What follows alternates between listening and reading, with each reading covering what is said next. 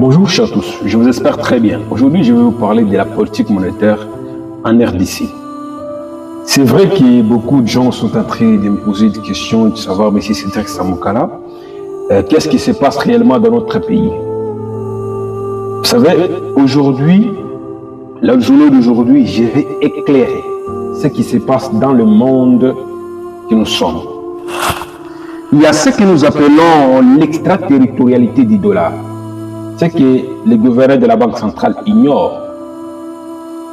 Peut-être il connaît ça, mais il ne maîtrise pas bien ça. L'extraterritorialité du dollar veut dire quoi? L'extraterritorialité nous renvoie dans le sens où partout où il y a les dollars américains, il y a les droits américains qui doivent être d'application.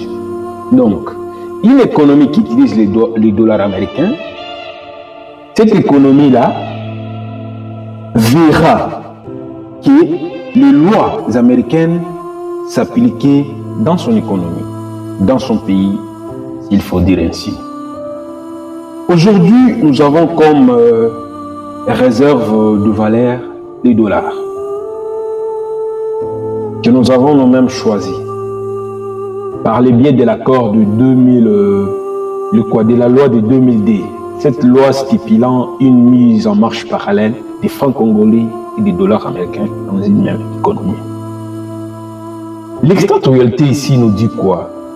L'extraterritorialité nous explique que lorsque les États-Unis appliquent leur politique monétaire, cette politique ici doit avoir des répercussions sur des économies qui utilisent les dollars comme étant leur réserve de valeur. C'est le cas de la RDC. Parce que les États-Unis d'Amérique peuvent basculer dans la politique restrictive, soit expansionniste, selon la situation dans laquelle ce pays se retrouve. Alors, cette situation doit avoir des retombées sur notre pays. Ça peut fragiliser et ça fragilise la situation monétaire de notre pays. Peu importe la politique monétaire qu'on peut adapter ici à l'interne, ça doit nécessairement et obligatoirement impacter. L'autre aspect que je vais parler, c'est celui de la production. Lorsque je vais parler de la production, directement, je dois évoquer la balance commerciale, qui est un tableau qui retrace les impôts et les expos. Quelle est l'image de la balance de paiement de la RDC, s'il faut parler ainsi? Parce que tout ce que nous consommons ici à l'interne, nous payons seulement à l'extérieur. Même les kebabs, on doit payer ça en Zambie. Pour prendre les super chèques, nous devons aller en Zambie.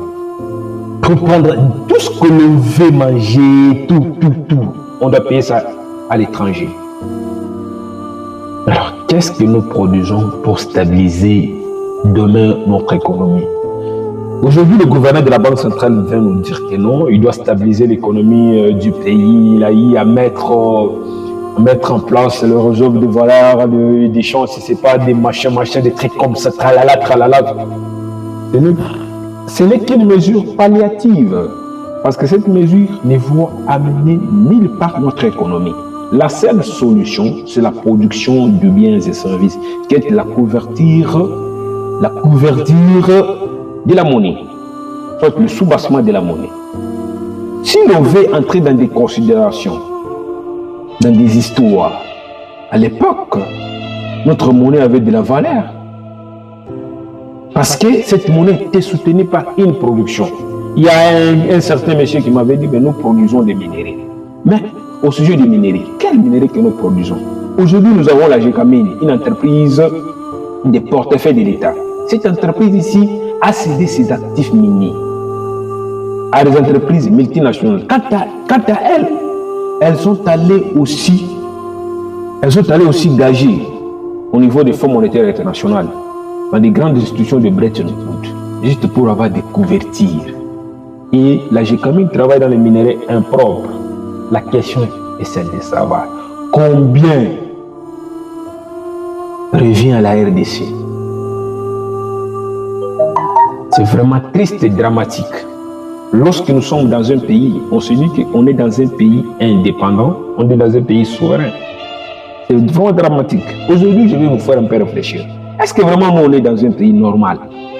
Mais si on était dans un pays normal, pourquoi les États-Unis doivent nous interdire la production d'uranium? Pourquoi les États-Unis sécurisent les gisements miniers de l'uranium? Vraiment, on n'est pas dans un pays normal. Tous nos dirigeants sont dictés.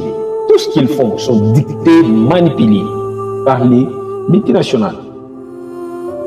Donc, s'il veut faire ça, on lui dit non, monsieur, tu dois faire ça. S'il veut faire ça, monsieur, tu dois faire ça. Tout ceci, ça freine, ça fragilise, ça détruit, ça fait le recul de notre situation du pays. La monnaie, les francs congolais, comme nous les détenons, ne va plus s'apprécier. Comme les autres là disent, bientôt ça sera à $100 l'équivalent à 100 000 francs. Moi je dis c'est chimérique parce que cette affaire-là ne se réalisera pas, à moins que je ne sois pas monétariste. Mais aussi longtemps que, étant donné que je resterai monétariste, ça n'existera pas.